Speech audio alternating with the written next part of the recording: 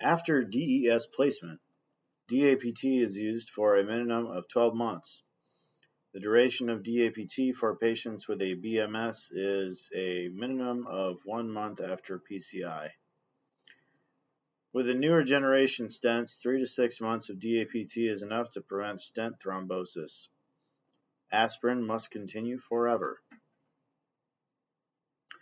Potential complications from cardiac catheterizations with PCI include abrupt closure from coronary artery dissection or rupture, vascular injury at the artery access site, e.g. femoral, radial, acute MI from acute stent thrombosis or from plaque dislodging and blocking the vessel distal to the catheter, stent embolization, failure to cross the blockage with a balloon or stent, coronary spasm, dye allergy, renal compromise, bleeding, e.g. retroperitoneal bleeding when the femoral artery is used, or vascular access site bleeding, infection, stroke, and emergent CABG surgery.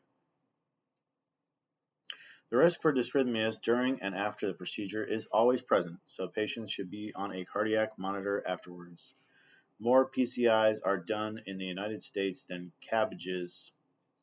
PCI may not be a feasible option for all patients, e.g. patients with 3-vessel CAD, 3 different coronary arteries, and or significant left main coronary artery disease. Coronary revascularization with CABG surgery may be recommended after cardiac catheterization. Before and after cardiac catheterization and PCI, patients need frequent interventions. Respiratory therapy may give prescribed therapies, e.g. nebulizer treatments, depending on the patient's past medical history. Before and after cardiac catheterization and PCI, patients need frequent interventions. Respiratory therapy may give prescribed therapies, e.g. nebulizer treatments, depending on the patient's past medical history. Coronary surgical revascularization. In patients with chronic stable angina, coronary revascularization with CABG surgery is recommended for patients who 1. Fail medical management, 2. Have left main coronary artery or 3-vessel disease, 3. Are not candidates for PCI, e.g. blockages are long or difficult to access, or 4. Have failed PCI and continue to have chest pain. CABG also may be an option for patients with diabetes, LV dysfunction, and or CKD. CABG surgery and PCI are considered palliative treatment for CAD and not a cure. Lifestyle changes and medications may help slow the progression of CAD and reduce the risk for recurrent events. Traditional coronary artery bypass graft surgery. CABG surgery consists of the placement of arterial or venous grafts to provide blood from the aorta or a branch of a major artery that originates from the aorta, e.g. internal mammary artery, to the heart muscle, distal to blocked coronary arteries. Procedure may involve 1 or more grafts using the internal mammary thoracic artery, IMA or ITA, saphenous vein, and or radial artery. The gastroepiploic artery and or inferior epigastric artery can be used as conduits, but are not used as often due to the time and difficulty in harvesting those arteries. CABG surgery requires a sternotomy, opening of the chest cavity, and cardiopulmonary bypass, CPB. During CPB, blood is diverted from the patient's heart to a machine where it is oxygenated and returned by a pump to the patient. This allows the HCP to operate on a quiet, non-beating, bloodless heart while perfusion to vital organs is maintained. CPB is associated with post-operative neurologic dysfunction, renal problems, and systemic inflammatory response syndrome. The IMA is the most common artery used for bypass graft. The proximal part is left attached to its origin, the subclavian artery. Next, it is anastomosed, suture, to the coronary artery, distal to the blockage. It usually is used to bypass the left anterior descending LAD artery because the LAD supplies blood to the largest part of the heart muscle, anterior wall. The IMA tends to have longer patency rates than saphenous veins. Saphenous veins can be used for bypass grafts. The HCP endoscopically removes the saphenous vein from one or both legs. A section is sutured into the ascending aorta near the native coronary artery opening and then anastomosed to the coronary artery distal to the blockage. Saphenous vein grafts are more prone to develop diffuse intimal hyperplasia. This contributes to future stenosis and graft occlusion. The use of antiplatelet and statin therapy after surgery helps maintain vein graft patency. The radial artery, another potential graft, is a thick muscular artery prone to spasm. Perioperative calcium channel blockers and long-acting nitrates can control the spasms. Patency rates are not as good as the IMA, but are better than saphenous veins. Serious extremity complications, e.g. hand ischemia, wound infection, are rare after removal of the radial artery.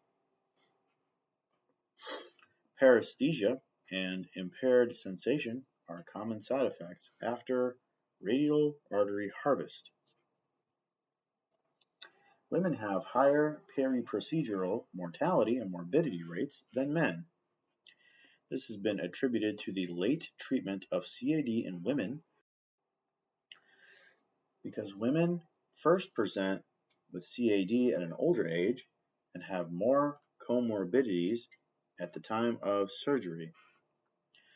Other factors include smaller diameter coronary vessels, smaller body surface areas, and the fact that women are less likely to be referred for catheterization.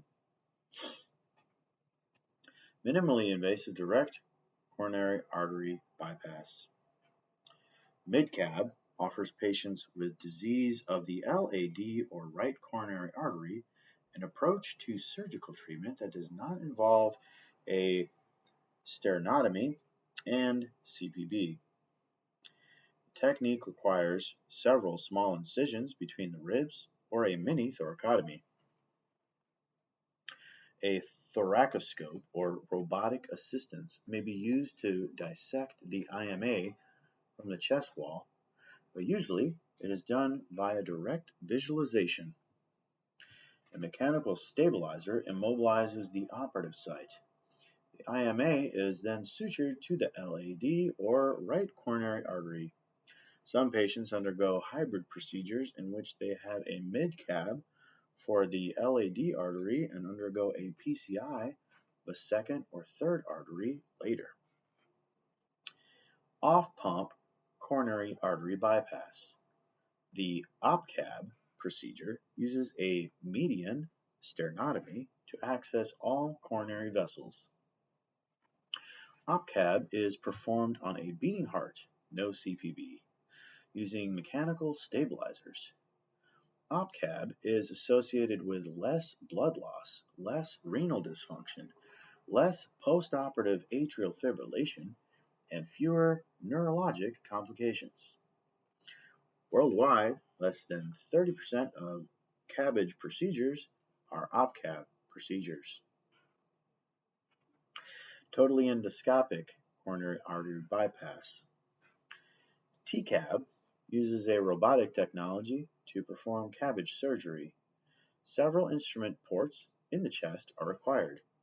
This procedure is done without the use of CPB or with the use of CPB using femoral access. TCAB is used for limited bypass grafting.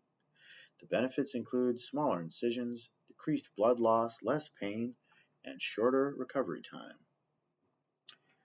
Transmyocardial laser revascularization. TLR is an indirect revascularization procedure. It is used for patients with advanced CAD who are not candidates for traditional CABG surgery and who have persistent angina despite maximum medical therapy. The procedure involves the use of a high-energy laser to create channels in the heart muscle to allow blood flow to ischemic areas. The procedure can be done using a left thoracotomy approach. It is used as an adjunctive therapy when bypass grafts cannot be placed to help reduce angina symptoms. It also can be used in combination with CABG surgery. Post-op care after CABG surgery. Care after CABG is provided in the ICU for the first 24 to 36 hours. Ongoing and intensive monitoring of the patient's hemodynamic status is critical. The patient will have many invasive lines for monitoring heart status and other vital functions. These include 1. Hemodynamic monitoring, e.g. CO, 2. An arterial line for continuous BP monitoring, 3. Pleural and mediastinal chest tubes for chest drainage, 4. Continuous ECG monitoring, 5. An endotracheal tube connected to mechanical ventilation, 6. Epicardial pacing wires for emergency pacing of the heart, 7. A urinary catheter to monitor urine output, and 8. A nasogastric tube for gastric decompression. Most patients are extubated within 6 hours and transferred to a step-down unit within 24 to 48 hours for continued monitoring. Many of the postoperative complications that develop after CABG surgery relate to the use of CPB.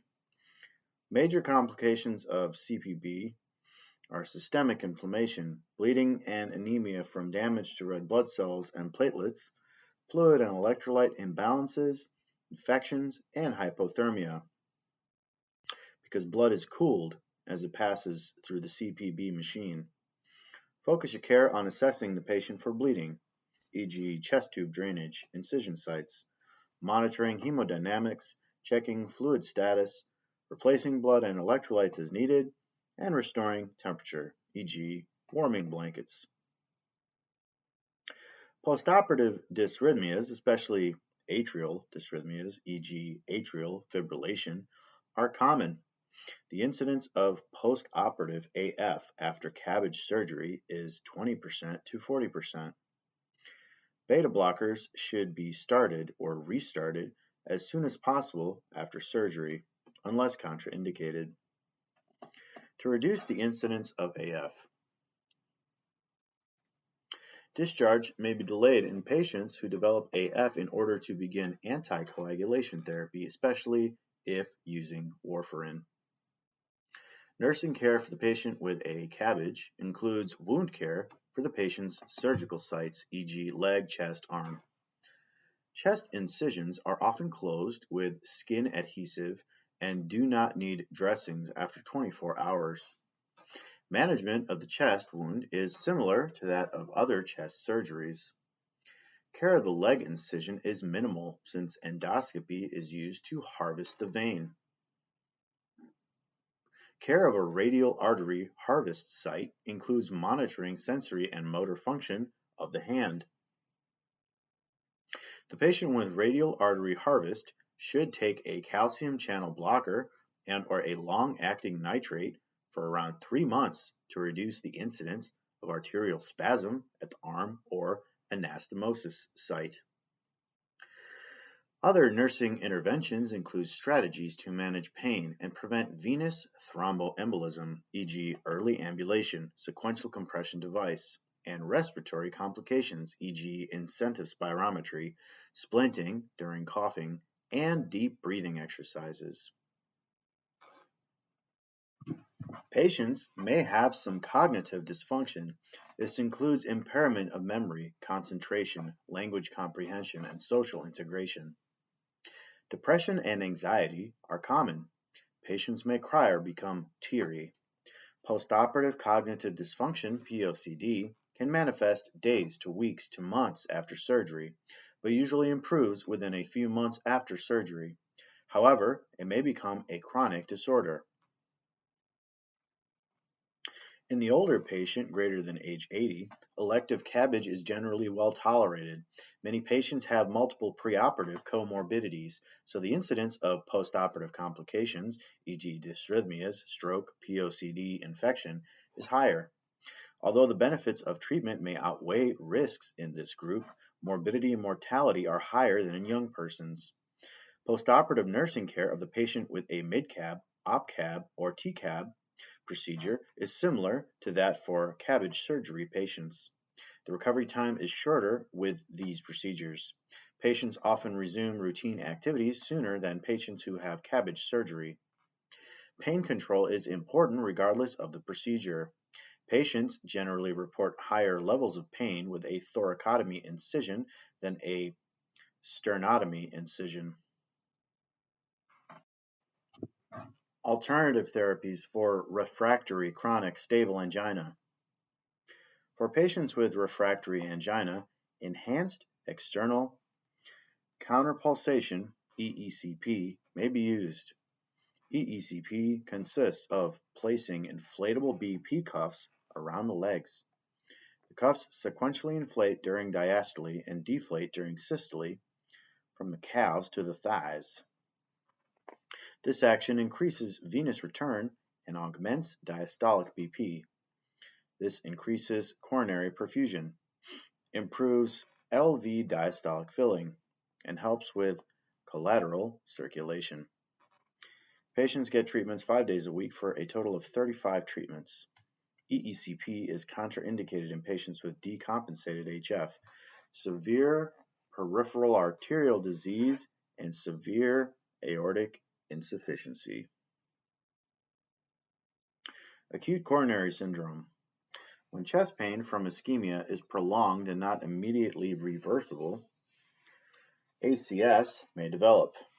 ACS includes the spectrum of non-ST elevation acute coronary syndrome, UA, and non-ST segment elevation myocardial infarction, NSTEMI, and ST segment elevation myocardial infarction, STEMI. When patients first present with chest pain, ST elevations on the 12-lead ECG most likely indicate a STEMI. The ECG should be compared to a previous ECG whenever possible. ST elevation represents myocardial injury that is potentially reversible, but if not treated, will likely evolve to permanent necrosis, tissue death, of the myocardium. Patients with UA or NSTEMI may or may not have ST segment depression and or T-wave inversion on the ECG.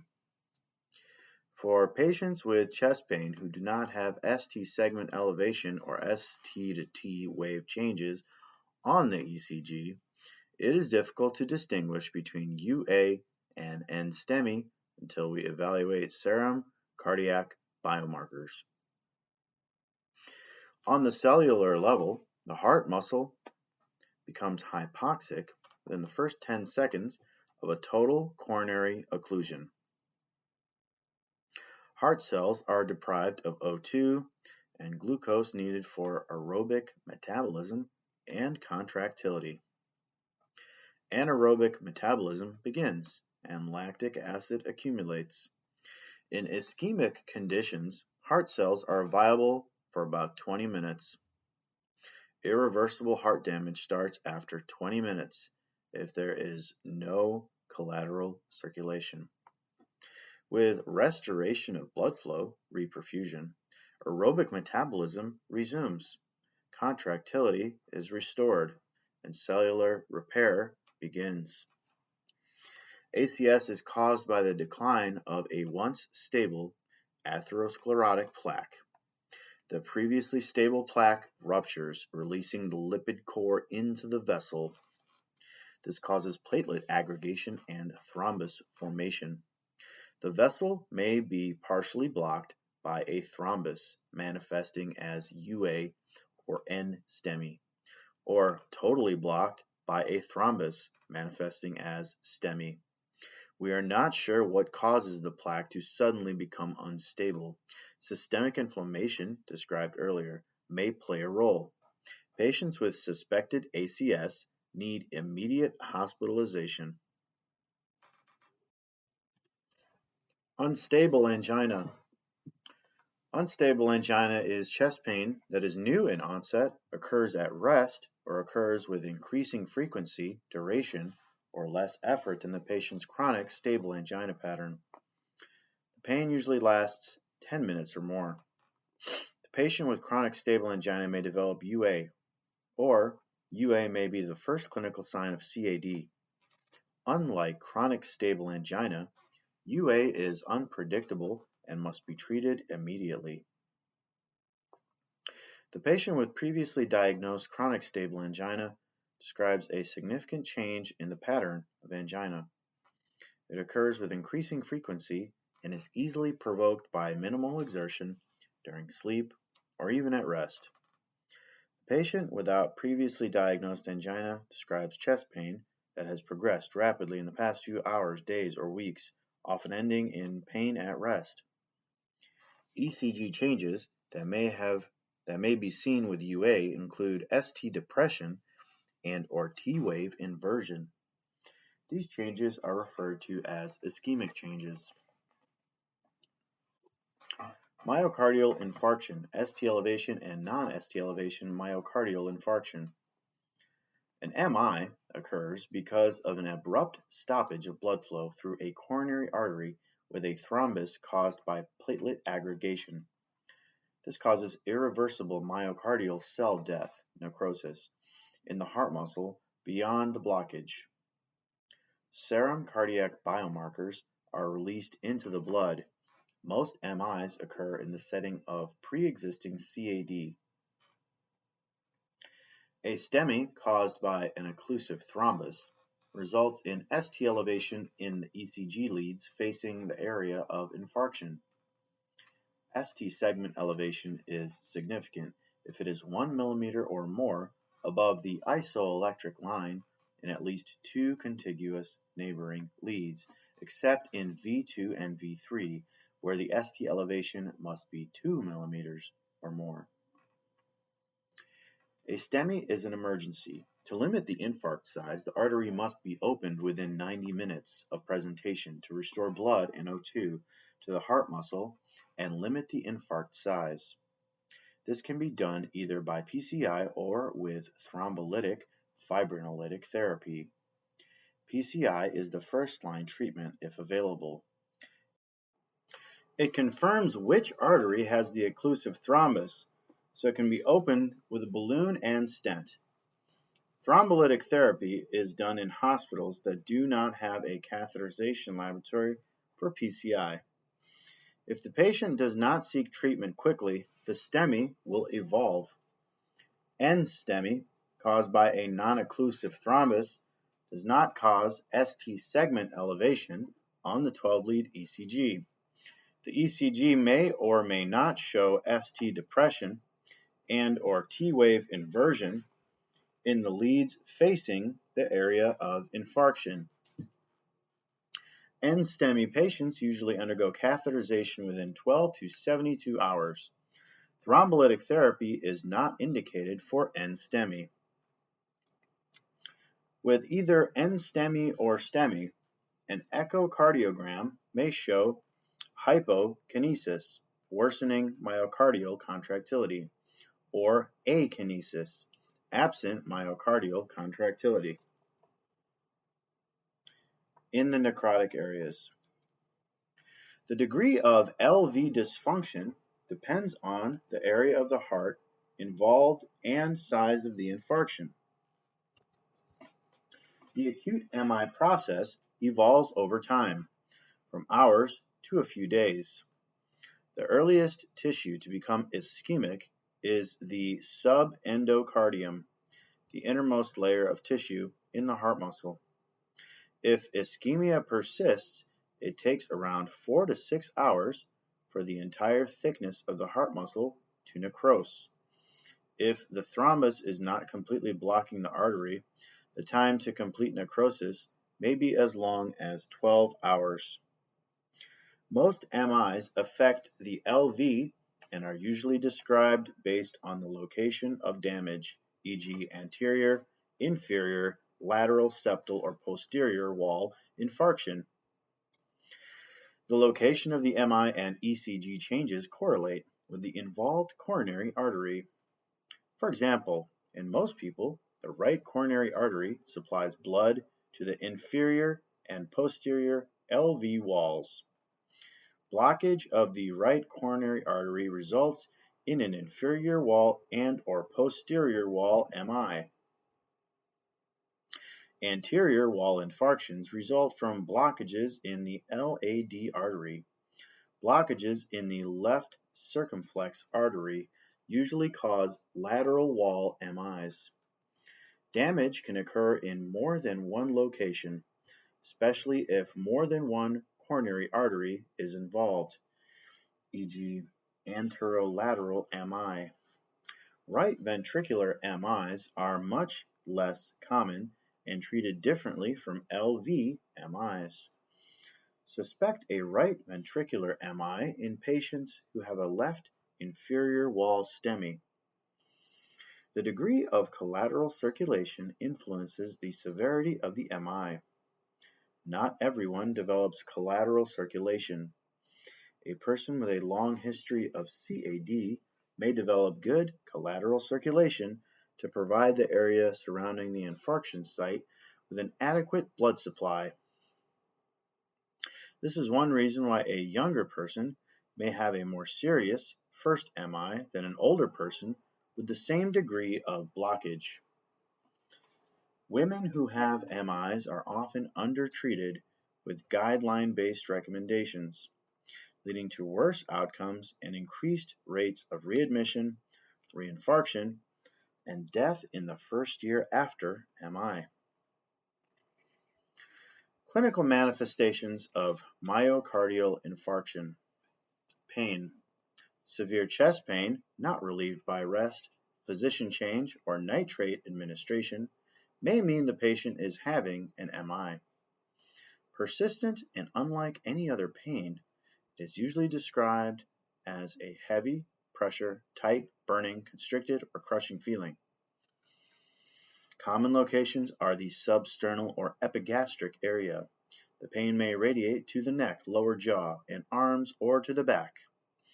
When epigastric pain is present, the patient may relate it to indigestion, take antacids without relief, and therefore delay seeking treatment. It may occur while the patient is active or at rest, asleep or awake. It often occurs in the early morning hours. It usually lasts for 20 minutes or longer and is more severe than chronic angina pain. Not everyone who has an MI has classic symptoms.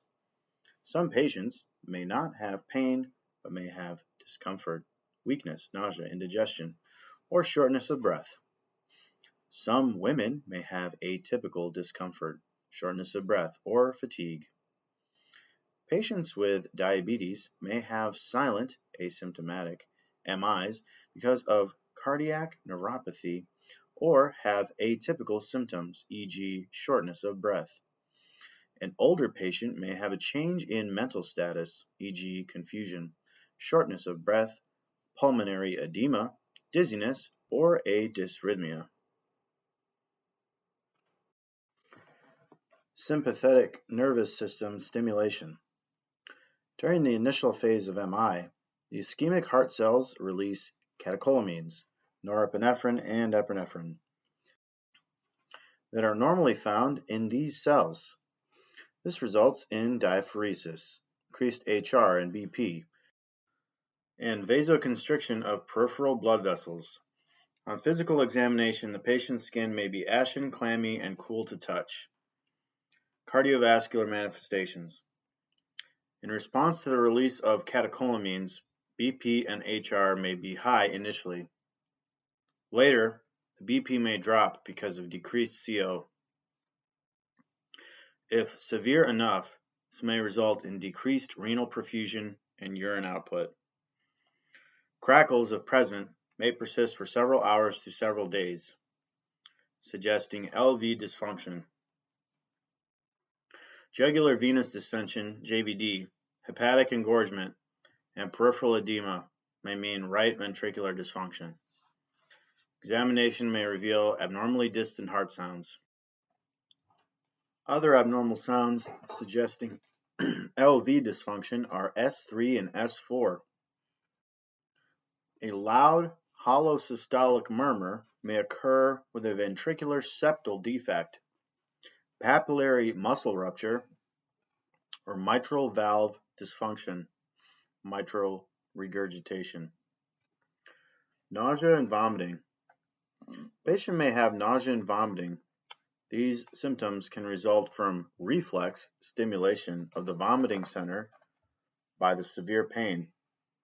It can also result from vasovagal reflexes initiated in the area of the infarcted heart muscle, especially with inferior wall MIs. Fever. The temperature may increase to 100.4 degrees Fahrenheit, 38 Celsius, within 24 to 48 hours. The temperature elevation may last for as long as 4 to 5 days. This increase in temperature is due to a systemic inflammatory process caused by the death of myocardial cells. Healing process.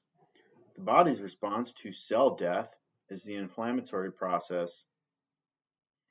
Within 24 hours, leukocytes infiltrate the area.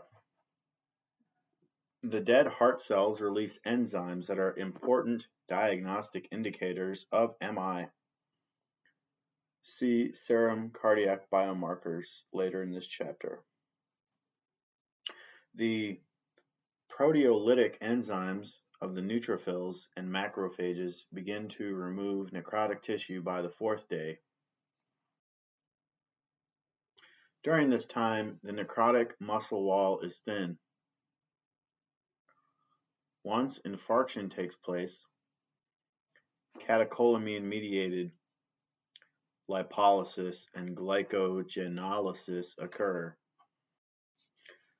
These processes allow the increased plasma glucose and free fatty acids to be used by the O2 depleted myocardium for anaerobic metabolism. For this reason, serum glucose levels are often high after MI. The necrotic zone of a STEMI is identified by ECG changes, e.g. lowering of the initially elevated ST segments T-wave inversion and or a pathologic Q wave within 1 to 2 days. At this point, the neutrophils and monocytes have cleared the necrotic debris from the injured area, and the collagen matrix that will eventually form scar tissue is laid down. At 10 to 14 days after MI, the new scar tissue is still weak. The heart muscle is vulnerable to increased stress during this time. At the same time, the patient's activity level may be increasing, so special caution and assessment are necessary. By week 6, after MI, scar tissue has replaced necrotic tissue and the injured area is considered healed. Often the scarred area is less compliant than the surrounding area. This condition may be manifested by abnormal wall motion on an echocardiogram or nuclear imaging, e.g. hypokinesis, akinesis. LV dysfunction, altered conduction patterns, dysrhythmias, or HF. The scarred area may become an irritable focus for life-threatening dysrhythmias causing sudden cardiac death, SCD, years later. These changes in the infarcted heart muscle also cause changes in the unaffected areas. To try to compensate for the damaged muscle, the normal myocardium hypertrophies and dilates. This process is called ventricular remodeling. Remodeling of normal myocardium can lead to the development of late HF, especially in the person with atherosclerosis of other coronary arteries and/or an anterior MI. ACE inhibitor drugs are given to limit ventricular remodeling. Complications of myocardial infarction, dysrhythmias. Any condition that affects the heart's cells' sensitivity to nerve impulses, e.g. ischemia, electrolyte imbalances, SNS stimulation, can cause dysrhythmias that adversely affect the damaged heart muscle. Dysrhythmias are the most common complication after an MI. They occur in 80 to 90% of patients. Ventricular tachycardia (VT) and ventricular fibrillation (VF) are the most common cause of death in patients in the pre-hospital period. After MI, bradycardias, e.g. complete heart block, develop when key areas of the conduction system are destroyed, e.g. infarction involves the sinus or atrioventricular node. VT or VF most often occurs within the first 4 hours after the onset of pain. Premature ventricular contractions, PVCs, may precede VT and VF. Life-threatening ventricular dysrhythmias must be treated immediately. With reperfusion, thrombolytic therapy, or PCI, it is common to see PVCs, asymptomatic non-sustained VT, and idioventricular rhythms. These rhythms are not associated with an increased risk for sudden cardiac death, SCD, and are not treated unless the patient is symptomatic. Heart failure. Heart failure, HF, is a complication that occurs when the right or left ventricle's pumping action is reduced. Depending on the severity and extent of the injury, left-sided HF occurs initially with subtle signs such as mild dyspnea, restlessness, agitation, or slight tachycardia. Other signs indicating the onset of left-sided HF include pulmonary congestion on chest X-ray, S3 or S4 heart sounds, crackles on auscultation of the lungs, paroxysmal nocturnal dyspnea, PND, and orthopnea. Signs of right-sided HF include JVD, hepatic congestion, or lower extremity edema. Cardiogenic shock. Cardiogenic shock occurs when O2 and nutrients supplied to the tissues are inadequate because of severe LV failure, papillary muscle rupture, ventricular septal rupture, LV free wall rupture, or right ventricular infarction. This occurs less often when STEMI is treated early and rapidly with PCI or thrombolytic therapy. Cardiogenic shock associated with a high death rate requires aggressive management. This includes control of dysrhythmias, intra-aortic balloon pump (IABP) therapy, and supportive contractility with vasoactive drugs. Goals of therapy are to minimize O2 delivery, reduce O2 demand, and prevent complications, e.g. acute kidney injury. Papillary muscle dysfunction or rupture. Papillary muscle dysfunction may occur if the infarcted area includes or is near the papillary muscle that attaches to the mitral valve. Suspect papillary muscle dysfunction if you hear a new systolic murmur suggestive of mitral regurgitation at the cardiac apex. An echocardiogram confirms the diagnosis. Papillary muscle rupture is a rare and life-threatening complication. It causes acute and massive mitral valve regurgitation with no time for the heart to compensate. Dyspnea, pulmonary edema, and decreased CO result from the backup of blood in the left atrium. This condition aggravates an already damaged LV by reducing CO even further. The patient undergoes rapid clinical decline. Treatment includes afterload reduction with nitroprusside, nipride, and or IABP therapy and immediate cardiac surgery with mitral valve repair or replacement. Left ventricular aneurysm. Left ventricular aneurysm results when the infarcted heart wall is thin and bulges out during contraction. This can develop within a few days, weeks, or months. It is more common with anterior MIs. The patient with a ventricular aneurysm may develop HF, dysrhythmias, and angina.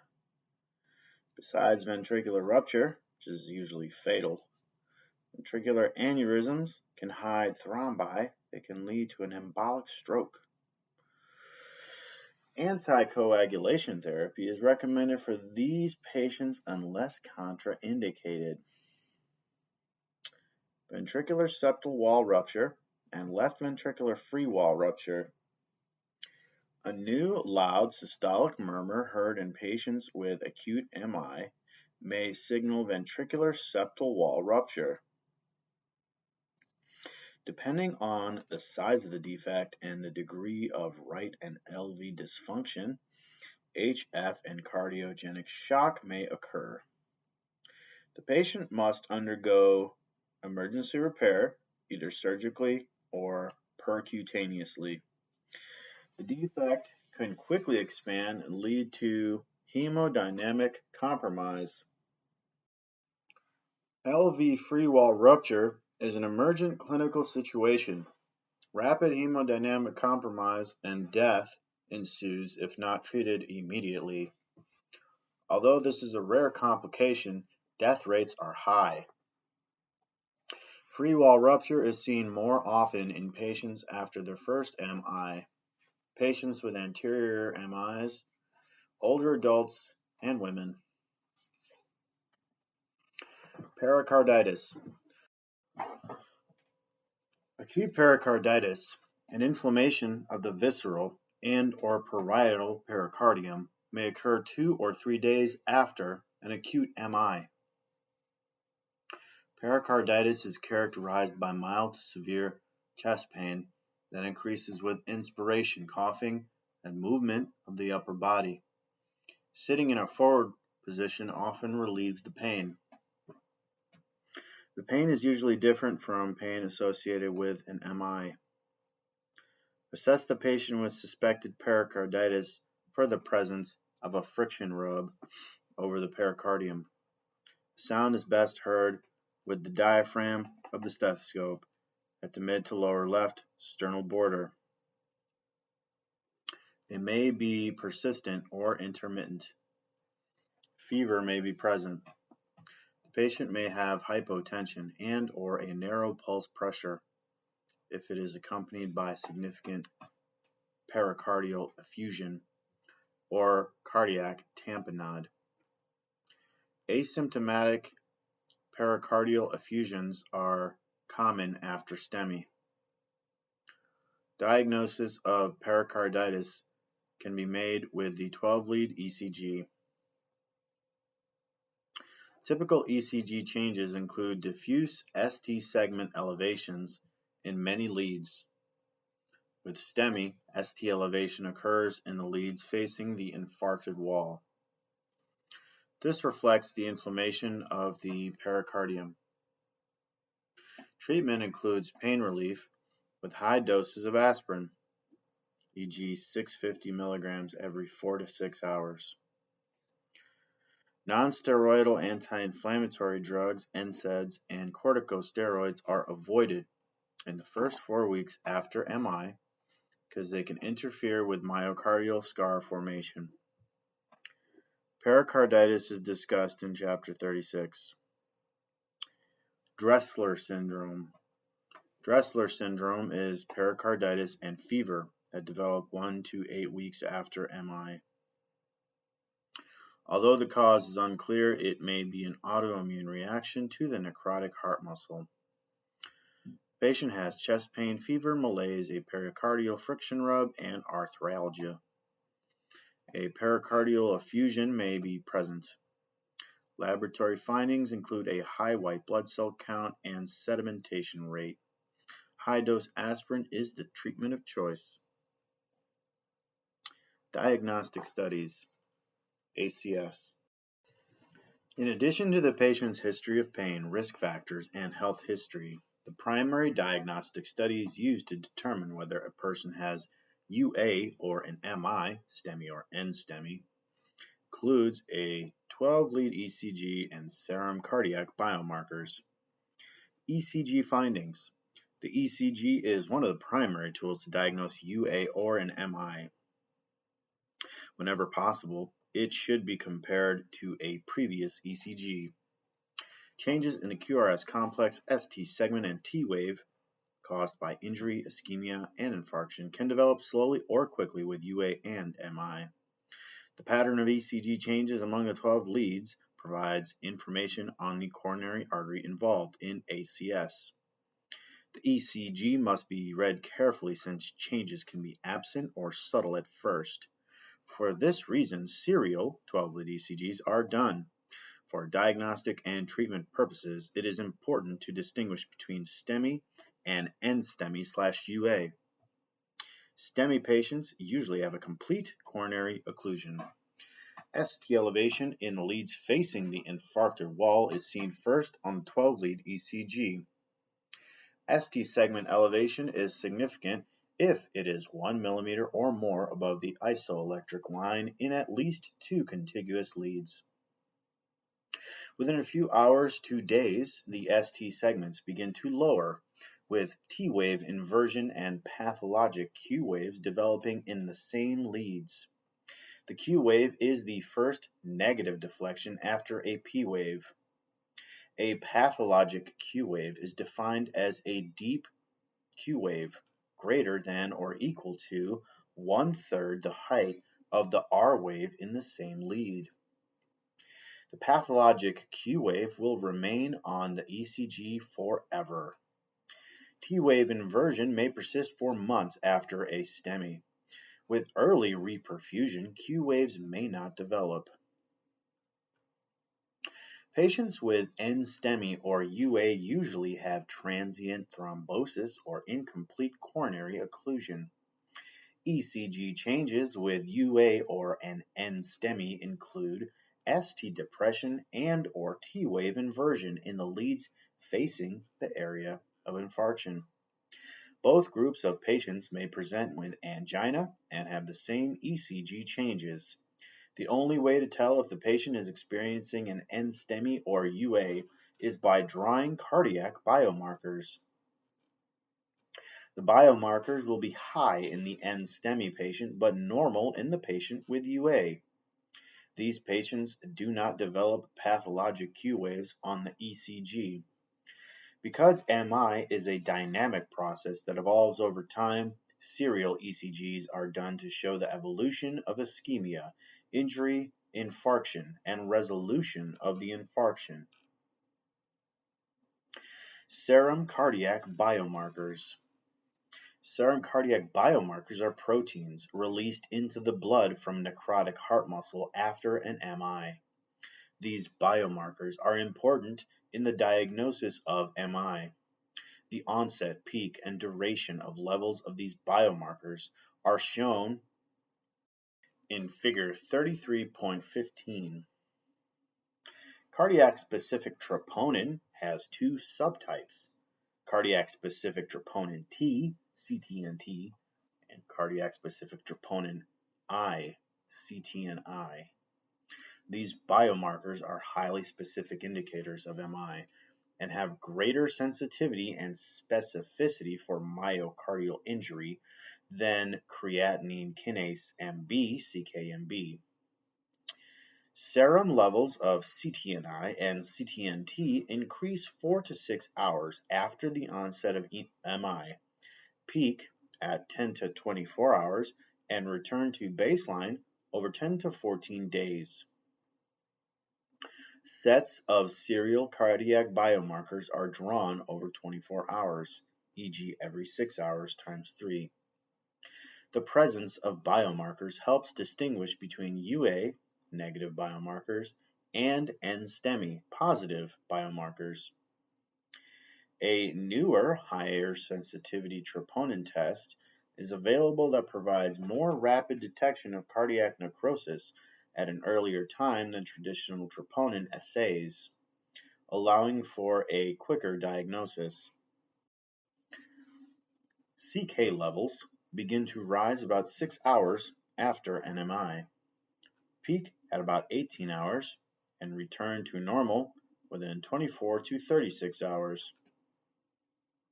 The CK enzymes are fractionated into bands. The CKMB band is specific to heart muscle cells and helps to quantify myocardial damage. CKMB is a less sensitive marker for myocardial injury compared to troponin. Therefore, troponin is the best biomarker for diagnosis of acute MI. Myoglobin is released into the circulation within 2 hours after an MI and peaks in 3 to 15 hours. Although it is one of the first serum cardiac biomarkers to appear after an MI, it lacks cardiac specificity. It has a limited role in diagnosing MI. Cardiac catheterization. The patient with a STEMI must undergo cardiac catheterization within 90 minutes of presentation or receive thrombolytic therapy within 30 minutes in agencies without PCI capability. The goal is to open the totally occluded artery and limit the infarction size. The patient with UA or NSTEMI usually undergoes cardiac catheterization during the hospitalization to diagnose and evaluate the extent of the disease. Guidelines suggest that it is reasonable to do cardiac catheterization on stable but high-risk patients with UA or NSTEMI within 12 to 72 hours after presentation. If appropriate, a PCI is performed at this time. Depending on the findings and many factors, some patients may be treated with medical therapy and some patients may be referred for CABG surgery. Interprofessional care, acute coronary syndrome. It is extremely important to quickly diagnose and treat a patient with ACS to preserve heart muscle. Initial management of the patient with chest pain most often occurs in the ED. Obtain a 12-lead ECG and start continuous ECG monitoring. Position the patient in an upright position unless contraindicated and start O2 by nasal cannula to keep O2 saturation above 93%. Obtain IV access for drug administration. Give SLNTG and 162 to 325 milligrams of chewable aspirin if not given before arrival at the ED. Morphine is given for pain unrelieved by NTG. A high-dose statin, e.g. atorvastatin, Lipitor, is given. If the ECG shows ST elevation, the patient is taken directly for cardiac catheterization in PCI capable hospitals. Thrombolytic therapy is started if the patient is unable to quickly be transported to a PCI capable hospital. If the ECG shows ST depression and or T-wave inversion, the patient is usually transferred to an ICU or telemetry unit for ongoing care. Dysrhythmias are treated according to agency protocols. Serial cardiac biomarkers are drawn until the peak levels drop off. UA and NSTEMI patients are started on heparin. Some patients with UA or NSTEMI start on glycoprotein 2B/3A inhibitors, e.g. eptifibatide, integralin, either before catheterization or at the time of PCI. Glycoprotein 2B/3A inhibitors may be used during PCI for STEMI patients. Emergent PCI. Emergent PCI is the first line of treatment for patients with confirmed STEMI, i.e. ST elevation on the ECG and positive cardiac biomarkers. The goal is to open the blocked artery within 90 minutes of arrival to an agency that has an interventional cardiac catheterization laboratory to limit the infarction size. In this case, the patient undergoes a cardiac catheterization to locate and assess the severity of the blockage, determine the presence of collateral circulation, and evaluate LV function. During the procedure, a bare metal stent, BMS, or drug-eluting stent, DES, is inserted into the blocked coronary artery. PCI should not be done on a non-infarct artery during the same urgent procedure if the patient is hemodynamically stable. Patients with severe LV dysfunction may require IABP therapy and/or inotropes, e.g. dobutamine. A small percent of patients may need emergent CABG surgery. The advantages of PCI compared to CABG surgery include: 1. It allows for faster reperfusion to limit infarction size. 2. It provides an alternative to surgical intervention. 3. It is performed with local anesthesia. 4. The patient is ambulatory shortly after the procedure. 5. The length of hospital stay is about 3 to 4 days after MI compared with the 4 to 6 days with CABG surgery, thus reducing hospital costs. And 6. The patient can return to work several weeks sooner after PCI compared with a 6 to 8 week convalescence after CABG. Complications of PCI that may lead to emergent CABG include dissection or rupture of the coronary artery, abrupt artery closure, acute stent thrombosis, and failure to cross the blockage with a balloon or stent. There is a risk that the infarction could be extended if a part of the plaque dislodges and blocks the vessel distal to the catheter. In stent restenosis, ISR is a potential problem whenever stents are placed in a coronary artery. ISR is the buildup of scar tissue inside the stent, referred to as neointimal hyperplasia. ISR usually occurs within a few months to a year after stent placement. Stent thrombosis is the other potential problem with stents, so DAPT is required up to 12 months post-procedure. Thrombolytic therapy. Thrombolytic fibrinolytic therapy is indicated only for patients with a STEMI. Advantages include availability and rapid administration in agencies that do not have an interventional cardiac catheterization laboratory or when one is too far away to transfer the patient quickly. Patients who are admitted to non-PCI capable hospitals can be moved to a PCI capable hospital if the first medical contact to balloon inflation PCI time can be done within 120 minutes. Treatment of STEMI with thrombolytic therapy aims to limit the infarction size by dissolving the thrombus in the coronary artery to reperfuse heart muscle. The goal is to give the thrombolytic within 30 minutes of the patient's arrival to the ED. Indications and contraindications. All thrombolytics, e.g. tenecteplase, alteplase, are given IV. The cost, efficacy, and ease of administration guide the choice of a thrombolytic agent. Although the drugs have different pharmacokinetics, they all open up the blocked artery by lysis of the thrombus. Because thrombolytics lyse the pathologic clot, they may also lyse other clots, e.g. a postoperative site. Therefore, patient selection is important because minor or major bleeding can be a complication of therapy. Inclusion criteria for thrombolytic therapy are: 1. Chest pain, less than 12 hours, with a 12-lead ECG finding, consistent with acute STEMI, and 2. No absolute contraindications, table 33.15. Patients with chest pain lasting 12 to 24 hours with ECG changes supporting STEMI may be considered for thrombolytic therapy. Procedure. Each hospital has a protocol for giving thrombolytic therapy, but 2 steps should be completed before thrombolytic therapy is started. 1. Draw blood to obtain baseline laboratory values. And 2.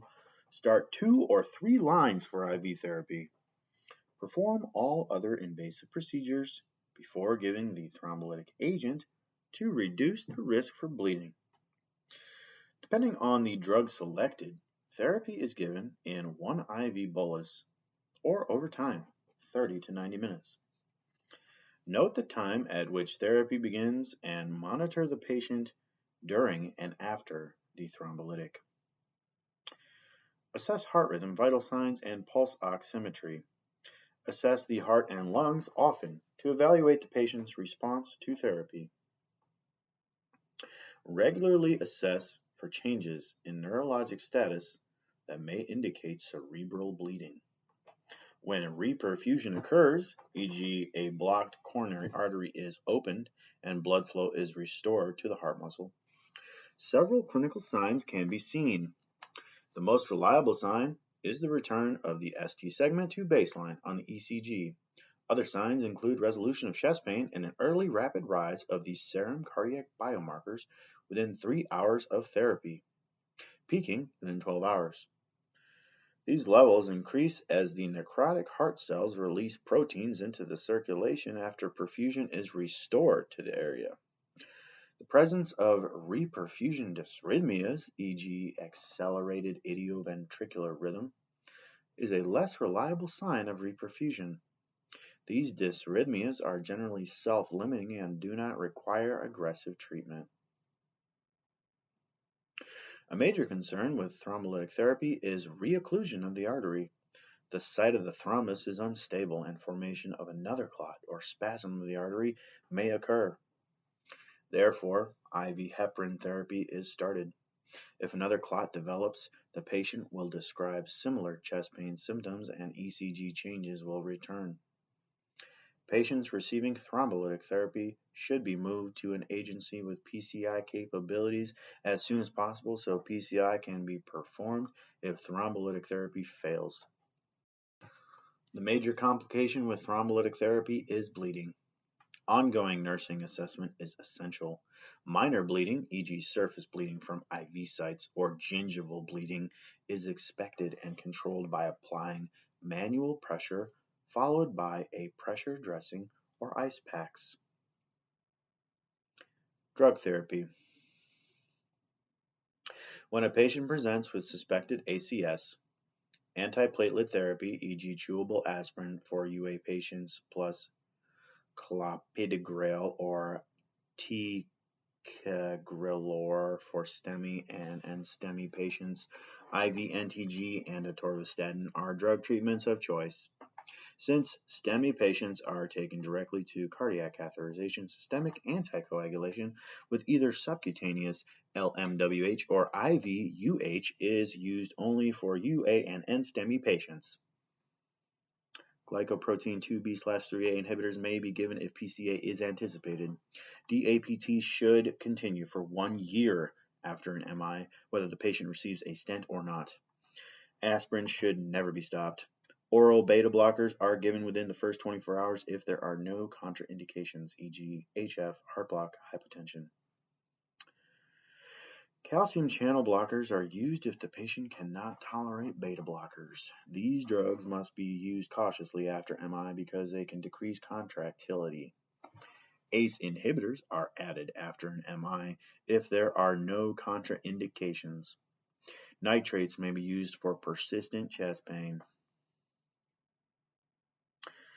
Table 33.12 and Figure 33.5 present drug therapy for patients with chronic stable angina and ACS. These drugs are discussed on page 713. Drugs specifically used to treat ACS are discussed in this section. IV nitroglycerin. IV NTG is used in the initial treatment of the patient with ACS. Sublingual NTG can be used until the IV NTG is prepared. The goal of therapy is to reduce angina pain and improve coronary blood flow. IV NTG decreases preload and afterload while increasing the myocardial O2 supply. The onset of action is immediate. Titrate NTG to eliminate chest pain. Because hypotension is a common side effect, closely monitor BP. Patients who become hypotensive may be volume depleted and may benefit from an IV fluid bolus. Closely assess for volume overload after the bolus, e.g. crackles on lung auscultation. Morphine. Morphine is the drug of choice for chest pain that is unrelieved by NTG.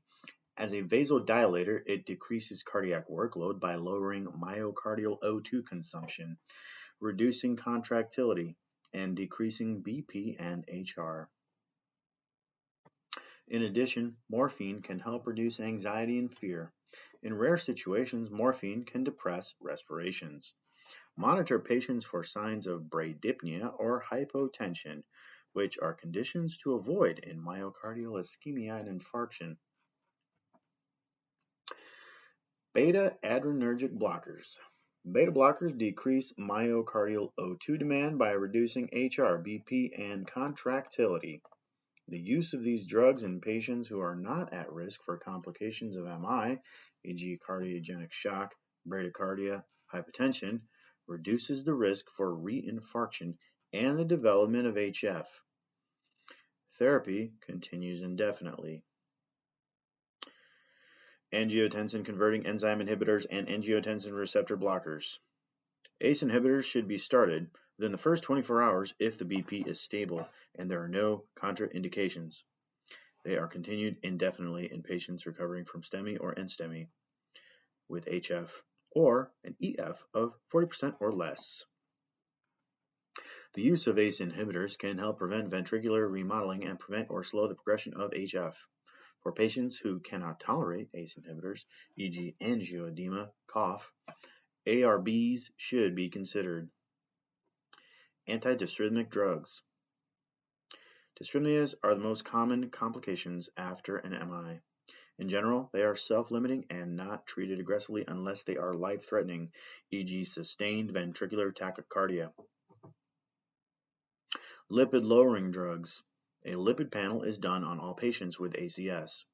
Patients with ACS or CAD should receive lipid-lowering drugs indefinitely unless contraindicated. Stool softeners. After an MI, the patient may be predisposed to constipation because of bed rest and opioid drugs. Stool softeners, e.g. docusate sodium, callase, prevent straining and the resultant vagal stimulation from the Valsalva maneuver. Vagal stimulation produces bradycardia and can provoke dysrhythmias. A laxative may be used if needed. Nutritional therapy. Initially, patients may be NPO, nothing by mouth, except for water until stable, e.g. pain-free, nausea resolved. Advance the diet as tolerated to a low-salt, low-saturated fat, and low-cholesterol diet. Nursing management, acute coronary syndrome. Nursing diagnosis. Nursing diagnosis for the patient with ACS may include impaired cardiac output, acute pain, anxiety, activity intolerance. Planning. Nursing care focuses on the priority problems of acute pain and decreased CO. The immediate goals for a patient with ACS include 1. Relief of pain, 2. Quick and appropriate treatment, and 3. Preservation of heart muscle. During the hospitalization, the overall goals include 1. Effective coping with illness-associated anxiety, 2. Participation in a rehabilitation plan, and 3. Reduction of risk factors. The Joint Commission has identified a core measurement set in the management of patients with acute MI, AMI to reflect standards of evidence-based care. Nursing implementation. Acute care. When the patient is admitted to the intensive care or telemetry unit, monitor vital signs and pulse oximetry frequently, e.g. every hour, during the first few hours after admission and closely thereafter according to agency protocol. Start continuous ECG monitoring, obtain serial 12-lead ECGs, and draw serial cardiac biomarkers. Maintain bed rest and limit activity for 12 to 24 hours with a gradual increase in activity unless contraindicated. For patients with UA and NSTEMI, heparin, UH or LMWH, is recommended to prevent microemboli from forming and causing further chest pain. DAPT, e.g. aspirin, and clopidogrel or ticagrelor Brilinta. Also is recommended for NSTEMI patients with or without a stent. UA patients receive aspirin alone unless they have a stent placed, then DAPT is used. Cardiac catheterization is an option for both UA and NSTEMI patients. Once the patient is stabilized and angina is controlled, or if angina returns or increases in severity. Depending on the results, options include medical management, PCI, or CABG surgery. For patients with STEMI, reperfusion therapy is started as soon as possible. Reperfusion therapy includes emergent PCI, preferred for PCI-capable hospitals, or thrombolytic therapy in hospitals not capable of performing PCI. The goal in the treatment of STEMI is to save as much heart muscle as possible. Technical advances in PCI technology have almost eliminated CABG surgery as the primary treatment for patients with STEMI unless there is another reason to perform surgery, e.g. ventricular septal rupture, papillary muscle rupture. Pain. Provide NTG, morphine, and supplemental O2 as needed to eliminate or reduce chest pain. Ongoing evaluation and documentation of the effectiveness of the interventions is important. Once pain is relieved, some patients interpret the absence of pain as an absence of heart disease. Provide information about the importance of continued therapy to limit myocardial damage. Monitoring. Maintain continuous ECG monitoring while the patient is in the ED and ICU and after transfer to a step-down unit. Treat life-threatening dysrhythmias quickly. During the initial period after MI, ventricular fibrillation is the most common lethal dysrhythmia. In many patients, premature ventricular contractions, or ventricular tachycardia, VT, precedes this dysrhythmia. Isolated PVCs are not usually treated. VT may or may not be treated depending on whether it is sustained VT or non-sustained VT, and depending on the patient's hemodynamic status. Using the bedside ST segment monitor, assess the patient's ST segments for reinfarction or ischemia. ST segments will shift above or below the baseline of the ECG. Silent ischemia, noted only by ST segment changes, can occur without subjective symptoms, e.g. chest pain.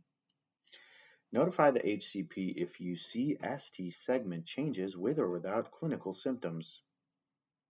Perform a physical assessment to detect changes from the patient's baseline findings. Assess heart and breath sounds and for signs of early HF, e.g. dyspnea, tachycardia, pulmonary congestion, distended neck veins. In addition to routine vital signs, monitor intake and output. Assessment of the patient's oxygenation status is important.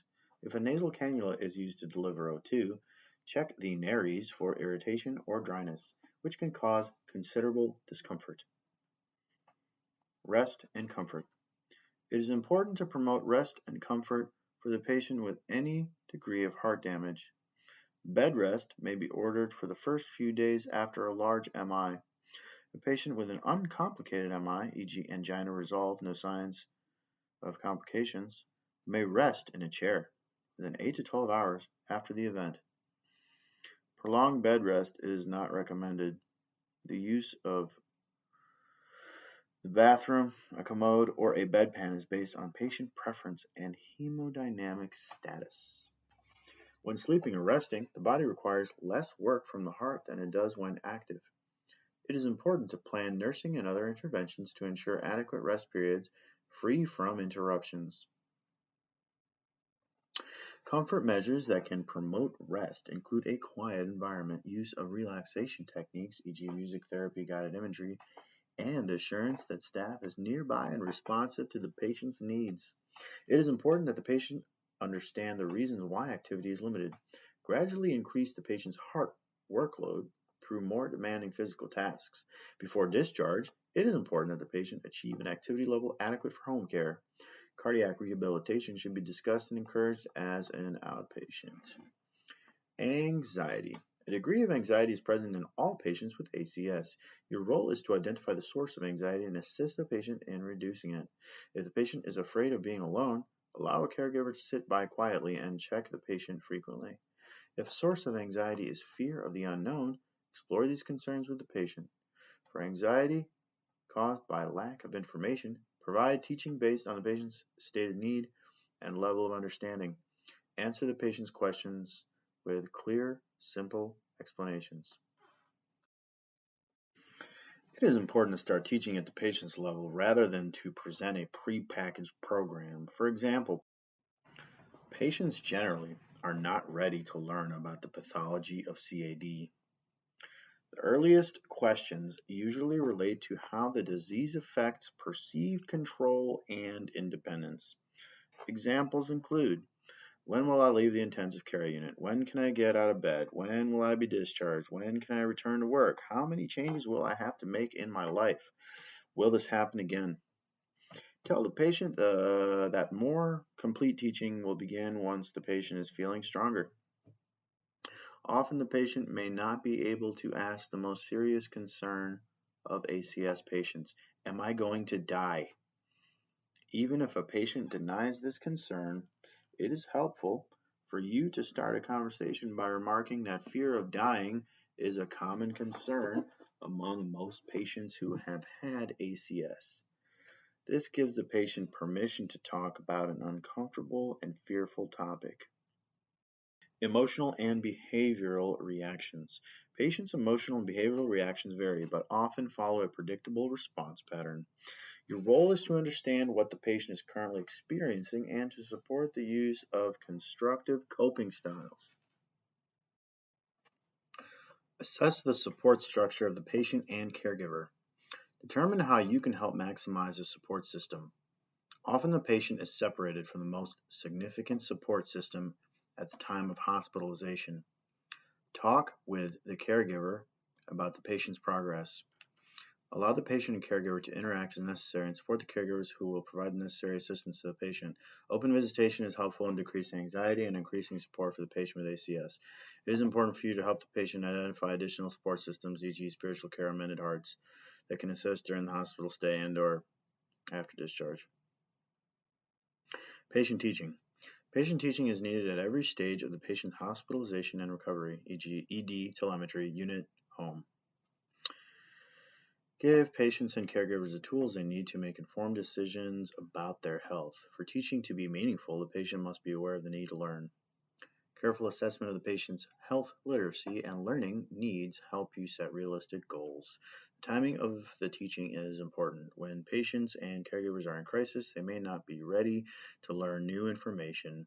Answer the patient's questions in simple, brief terms. The answers often need repetition. When the shock accompanying a crisis subsides, the patient and caregiver are able to better focus on new and more detailed information. Limit your use of medical terms. For example, you are caring for a patient with UA who asks you why he has chest tightness when he climbs stairs. Begin by explaining that the heart is a muscle that works as a pump. Like all muscles, it needs O2 to work or pump properly.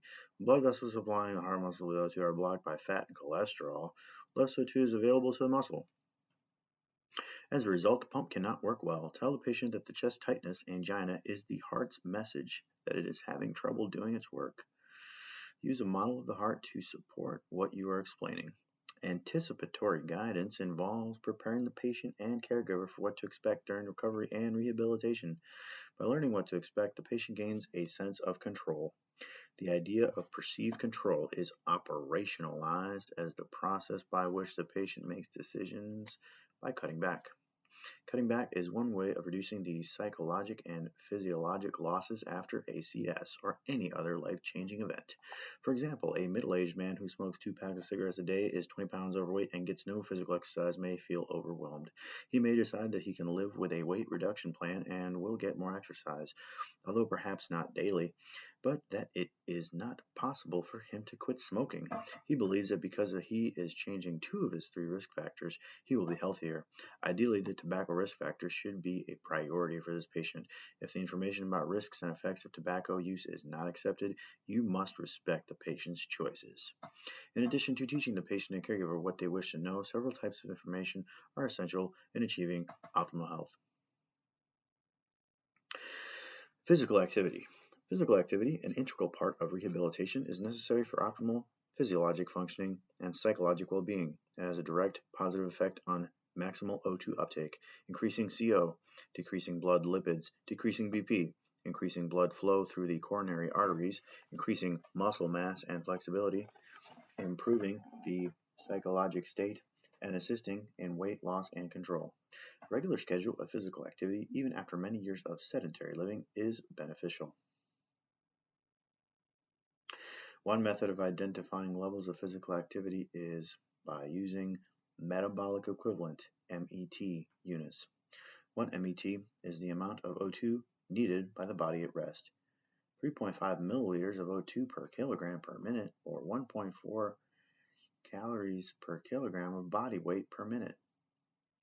The MET determines the energy costs of various exercises. In the hospital, the activity level is gradually increased so that by the time of discharge, the patient can tolerate moderate energy activities of 3 to 6 METs. Many patients with UA or an uncomplicated MI are in the hospital for 3 or 4 days. By day 2, the patient can walk in the hallway and begin climbing a few steps. Because of the short hospital stay, it is critical to give the patient specific guidelines for physical activity so that overexertion will not occur.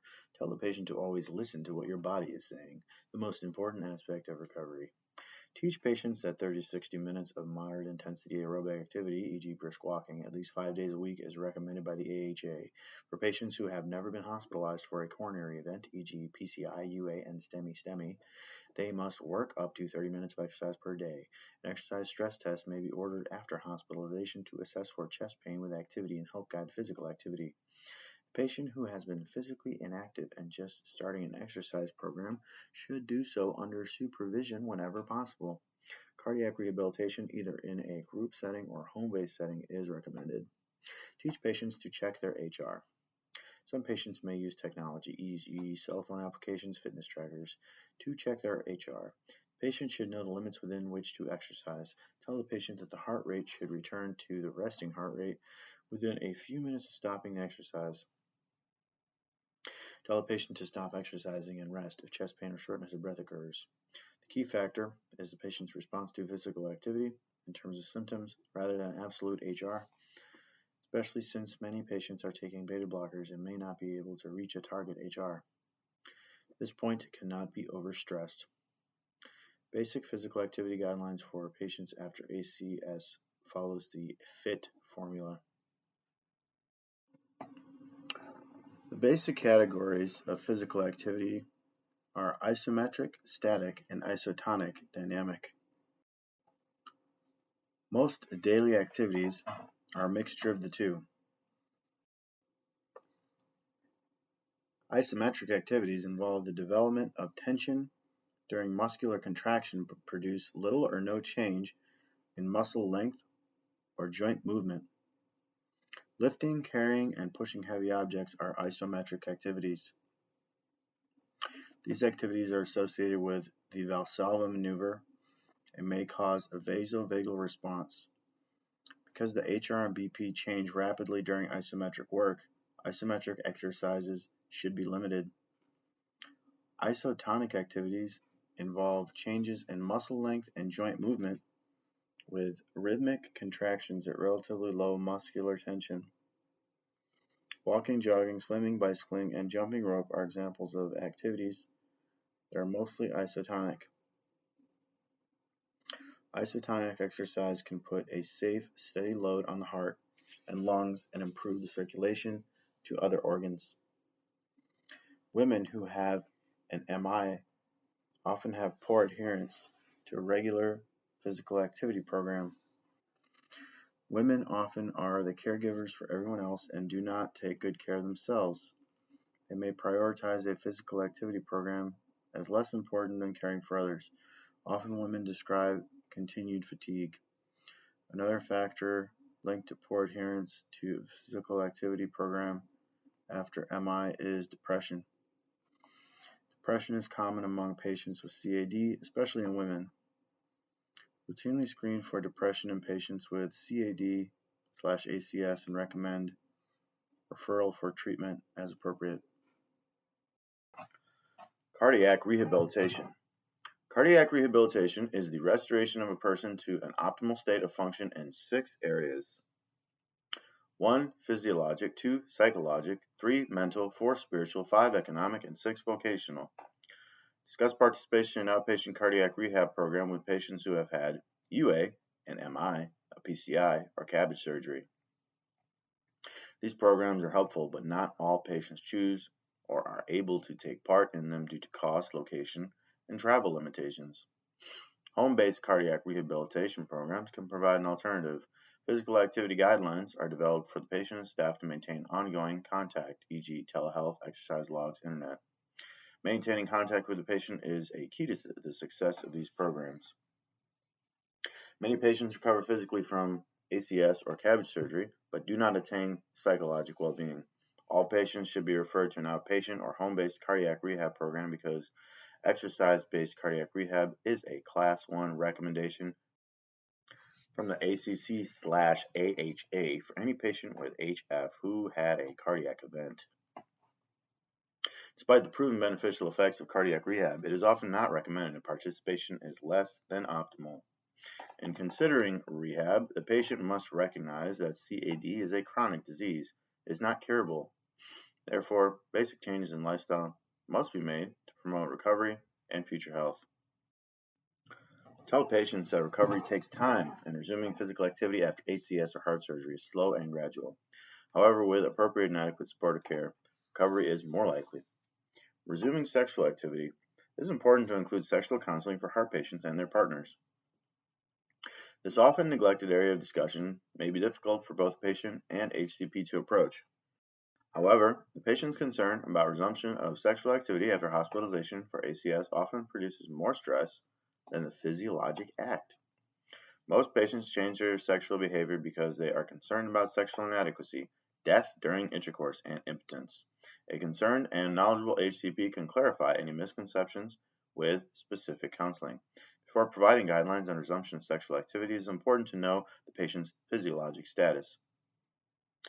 Physiologic effects of sexual activity and psychological effects of having an MI. Sexual activity for most middle-aged men and women with their usual partner is considered a moderate energy activity, equivalent to climbing 2 flights of steps or walking briskly. You may be uncertain of how and when to begin counseling about resumption of sex. It is helpful to consider sex as a physical activity and to discuss or explore feelings in this area when discussing other physical activities. One helpful approach is, many people who have had a heart attack wonder when they will be able to resume sexual activity. Has this been of concern to you? You may also state sexual activity, like other forms of activity, should be gradually resumed after MI. If your ability to perform sexually is concerning you, energy you use is likely no more than climbing 2 flights of steps or walking briskly. Facilitate discussion by providing the patient with reading material or on resumption of sexual activity. Say something such as, if resuming sexual activity has been of concern to you, this information should be helpful. This type of non-threatening statement brings up the topic, allows the patient to explore personal feeling, and gives the person an opportunity to raise questions with you or another HCP. Tell the patient that the inability to perform sexually after MI is common and that sexual dysfunction usually disappears after several attempts. Reinforce the idea that patience and understanding usually solve the problem. However, many male patients may be interested in using drugs to correct erectile dysfunction. Warn the patient that these drugs are not to be used with nitrates because severe hypotension and even death have been reported. Tell patients to discuss their use of these drugs with the HCP. It is common for a patient who has had chest pain on physical exertion to have some angina during sexual stimulation or intercourse. The patient may take NTG prophylactically if he is not using erectile dysfunction medications. Tell the patient to delay sex after a heavy meal or excess alcohol intake, when extremely tired or stressed, or with unfamiliar partners. Patients should avoid an anal intercourse because of the chance of eliciting a vasovagal response. Tell the patient that resumption of sex depends on the patient and partner's emotional readiness and on the HCP's assessment of the extent of recovery. Tell the patient that resumption of sex depends on the patient and partner's emotional readiness and on the HCP's assessment of the extent of recovery. It is generally safe to resume sexual activity 7 to 10 days after an uncomplicated MI. However, some HCPs think that the patient should decide when to resume sex.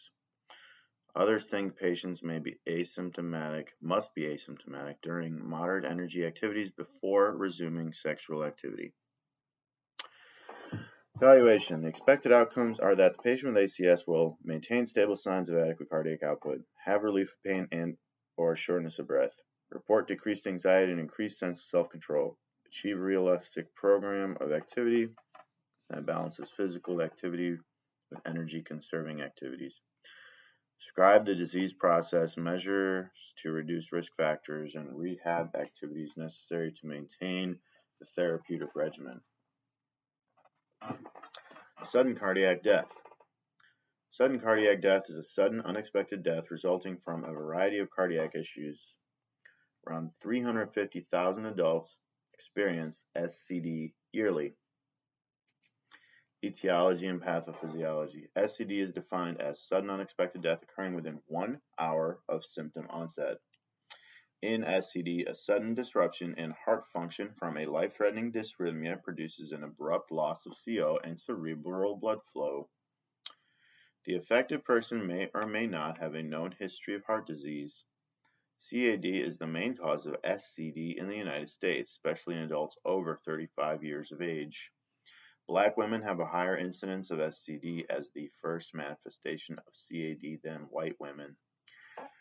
SCD is the initial manifestation of CAD or structural heart disease in up to 50% of people. However, SCD can occur without evidence of CAD.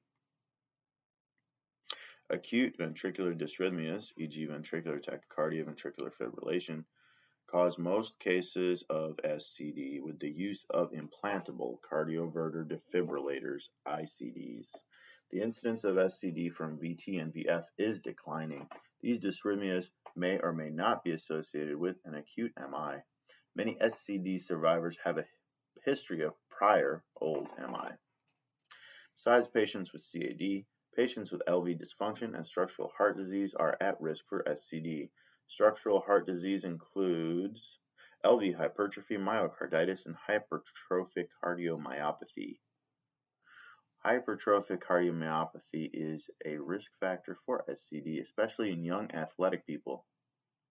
Some cases of SCD, especially in people less than age 45, occur in the absence of structural heart disease, LV dysfunction, or CAD. These involve changes in the conduction system, e.g. prolonged QT syndrome, Wolff-Parkinson-White syndrome, complicated by AFib, and Brugada syndrome. Clinical manifestations and complications. Some people have symptoms within 1 hour of an SCD event, such as angina, palpitations, dizziness, or lightheadedness. People who experience SCD because of CAD fall into two groups. 1, those who have had a prior MI, and 2, those who had an acute MI. SCD is more common in people who had a prior MI. Those who had a prior MI and survive SCD are at risk for another SCD event because of the continued electrical instability from the scarred heart muscle that caused the first event to occur. They are usually referred for an ICD. Patients who have SCD associated with an acute MI undergo at least 40 days of maximum medical therapy to see if there is recovery in the EF before an ICD can be implanted. Most SCD patients have a lethal ventricular dysrhythmia that is associated with a high incidence of recurrence. It is difficult to know who is at high risk for SCD. However, LV dysfunction, EF less than 30%, is the most commonly used tool to help guide decisions about ICD implantation. Interprofessional and nursing care. People who survive an SCD event need a diagnostic workup to determine whether they had an acute MI. Serial analysis of cardiac biomarkers and ECGs are done to rule out ACS. Because some people with SCD have undiagnosed CAD, cardiac catheterization is done to identify if significant CAD, e.g. greater than 70% stenosis in multiple coronary arteries, was the cause of the SCD event. PCI or CABG surgery may be indicated because significant CAD may be a reversible cause of SCD. If no reversible cause is identified and the EF is low normal, it is useful to know if these patients are likely to have a recurrence.